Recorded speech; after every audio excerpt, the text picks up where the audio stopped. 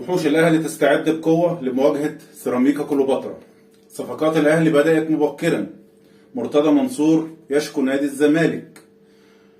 حلمي طولان مش راضي على قرارات مجلس الإدارة الجديد. أهلا بيكم في وحوش الأهلي. أهلا بيكم. هنبدأ الحلقة النهاردة. الأهلي بيواصل تدريباته استعدادا لسيراميكا كليوباترا. كولر بيشد على اللعيبة، عايزين نصالح الجماهير وعايزين نعلى بمستوى الفريق عشان اللي حصل في البطولتين اللي فاتوا ما يحصلش في الدوري.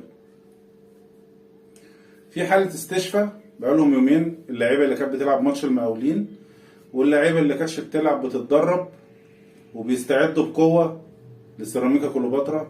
كولر نبه عليهم قال لهم يا جماعة الماتش